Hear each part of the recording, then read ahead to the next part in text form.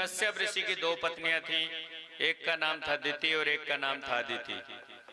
एक ऋषि की संतान है देवता और दैत्य, कश्यप ऋषि की ही संतान है, देवता भी और दैत्य भी। लेकिन समय विपरीत हुआ, इसके कारण जो है यह हिरण्यकश्यप और हिरण्यक्ष पैदा हुए। एक बार की बात थी, दिति से जो है दो पुत्र हुए, हिरण्याक्ष और हिरण्यकश्यप। समय सायंकालीन का समय था। कश्यप ऋषि से दिति कहने लगी हमें विहार करना है, परंतु कश्यप ऋषि कहने लगे देवी यह समय उचित नहीं है, अनुचित है। परंतु मानी नहीं, बोले नहीं हमें तो विहार करना है। बोले इससे सृष्टि में प्रजा को बहुत कष्ट होंगे। परंतु दिति मानी नहीं और विहार करने चली गई।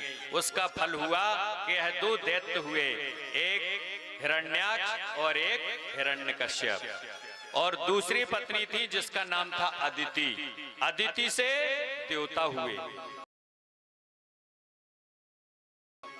एक ऋषि की संतान, कश्यप ऋषि की संतान, दो पत्नियां, दिति से दैत्य और अदिति से जो है देवता हुए। हिरण्यकश्यप विचार करता है ये नारायण है कौन, ये विष्णु है कौन, इसने मेरे भाई को मारा है। हिरण्याक्ष का भगवान ने वध किया था 12 रूप धारण करके, जब पृथ्वी को जल के ऊपर लेके आए। बोले मैं इससे अवश्य अपने भाई का बदला लूंगा। हिरण्यकश्यप विचार करता है जब तक मैं तपस्या नहीं करूंगा तब तक इसका वध नहीं कर सकता हूं। आज जो है जंब, राजा जंब थे, हिरण्यकश्यप उनकी पुत्री कयाधु के साथ विवाह करता है। हिरण्यकश्यप कोई मामूली नहीं था, देवता भी भागते थे उससे। देवता सामना नहीं करते थे हिरण्यकश्यप का, क्योंकि उसने इतनी तपस्या की थी, ब्रह्मा जी की इत्यादि सभी की।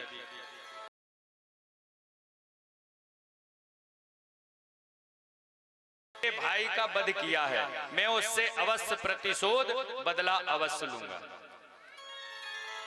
कयाधु से जो है 4 पुत्र हुए, उसी में एक भक्त प्रहलाद। सुंदर कथा है। आज हिरण्यकश्यप वन में जो है ना तपस्या के लिए जाता है। बोले मुझे नारायण से बदला लेना है। जब वह तपस्या करने के लिए वन के लिए जाता है और जिस पेड़ के नीचे वह तपस्या करने के लिए बैठता है ना, देवता भी जानते थे कि यदि ये तपस्या कर लिया और ब्रह्मा जी अगर प्रसन्न हो गए तो फिर हमारा रहना मुश्किल हो जाएगा।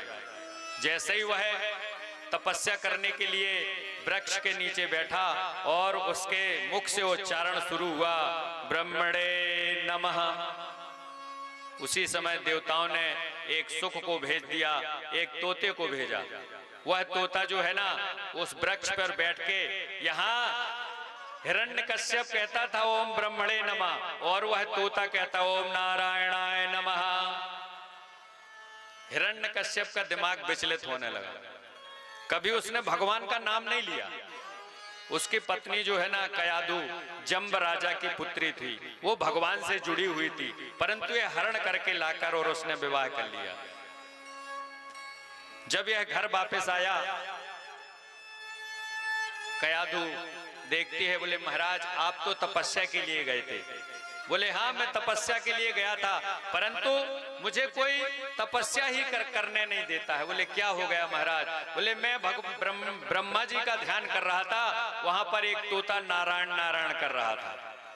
कयाधु विचार करने लगे अरे आज इसके मुख से मेरे प्रभु का नाम।